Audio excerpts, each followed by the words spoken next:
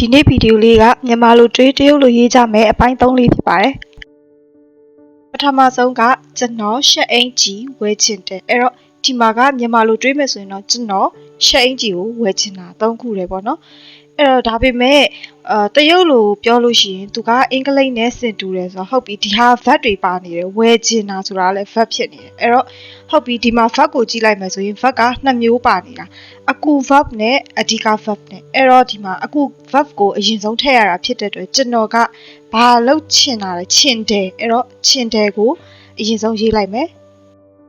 အင်္ဂလိပ်လိုဆိုရင် want ဆိုတဲ့သဘောမျိုးပေါ့နော်အဲ့တော့ဟုတ်ပြီကျွန်တော်ချင်တယ်ဘာချင်တာလဲဝယ်ချင်တာအဲ့တော့ဝယ်မယ်ဝယ်တာကိုလည်းအဓိက verb အကူ verb ရဲ့အလယ်မှာထားလိုက်မယ်အဓိက verb နဲ့အကူ verb ကဘေးချင်းကပ်ရှိမယ်ပေါ့နော်ပြီးတော့ဘာကိုဝယ်မှာလဲဝယ်ချင်းခံရတဲ့ object ကဟိုးနောက်ဆုံးကိုရောက်သွားမှာရှက်အင်ကြီးအဲ့တော့ကျွန်တော်ချင်တယ်ဝယ်ရှက်အင်ကြီးဟုတ်ပြီအဲ့ဆိုရင်ကျွန်တော်ကတော့我ချင်တယ်က想ဝယ်တာက买我想买ရှက်အင်ကြီးက衬衫အဲ့တော့ကျွန်တော်ရှက်အင်ကြီးဝယ်ချင်တယ်ဆိုရင်我想买衬衫နောက်တစ်ကြောင်းကကျွန်တော်ထမင်းစားတော့မယ်အဲ့တော့ဒီမှာလှုပ်တော့မယ်အကြောင်းကိုပြောတာအဲ့တော့ထမင်းစားတာကထမင်းကစားခံရတာဖြစ်တဲ့အတွက်ဟိုးနောက်ဆုံးပို့လိုက်မယ်ကျွန်တော်ကတော့ကျွန်တော်တိုင်းပဲရှေ့မှာထားမယ်အဲ့တော့ဟုတ်ပြီဒီမှာဆိုရင်စားတော့မယ်အဲ့တော့ verb ကနှစ်ခုပါနေမှာတော့မယ်က verb ပဲသူကကြတော့ helping verb စားတာကိုကူညီပေးတဲ့ verb ပေါ့နော်အဲ့တော့စားတာက吃အဲ့တော့ကျွန်တော်我တော့မယ်ကရောက်နေပြောတယ်ဒီမှာ我要စားတာက吃我要吃饭ကျွန်တော်ထမင်းစားတော့မယ်လို့ပြောတာဒါဆိုရင်အသေးစိတ်ထပ်ပြီးတော့မရေးပေးတော့ဘူးเนาะဒီတိုင်းပြောပြပေးမယ်သူရေကူးတင်ချင်နေတယ်အဲ့တော့ဟုတ်ပြီသူမြန်မာလိုဆိုရင်သူရဲ့ရေကူးတာရဲ့တင်ချင်နေတာရဲ့အဲ့တော့ဟုတ်ပြီအဲ့ဆိုရင်သူကတော့သူအတိုင်းပဲဟုတ်ပြီဒါဆိုရင်ရေကူးတာကရေကူးတာဖြစ်တဲ့အတွက်ဟိုးနောက်ဆုံးပို့လိုက်မယ်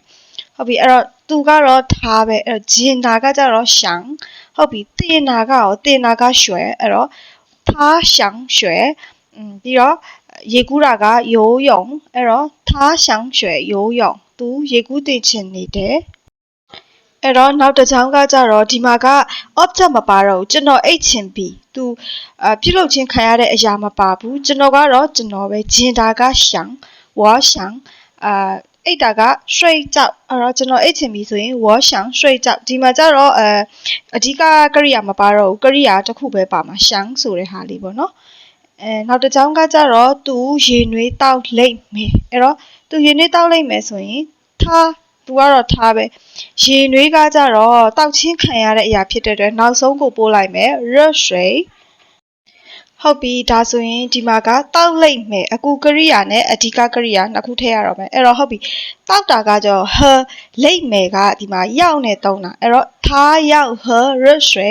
သူရေနွေးတောက်လိမ့်မယ်သူရေနွေးတောက်တော့မယ်ပေါ့အဲ့ပုံစံကိုပြောချင်တာဒါဆိုရင်ဒီမှာကိုယ်တိုင်စာကြောင်းတိဆောက်ကြည့်ကြပါမြန်မာလိုလေးရေးပေးထားပါတယ်ကျွန်တော်ကော်ဖီတောက်ချင်တယ်ကျွန်တော်ဒါကိုဝယ်မယ်သူတရုတ်ပြည်သွားချင်တယ်ကျွန်တော်အနားယူဖို့လိုအပ်တယ်သူတချင်းဆိုတင်ချင်တယ်ဒါလေးတွေကိုdictionary နဲ့ကိုပြန်ပြီးတော့မသိတဲ့စလုံးတွေရှာပြီးတော့ဘာသာပြန်ကြည့်ပါ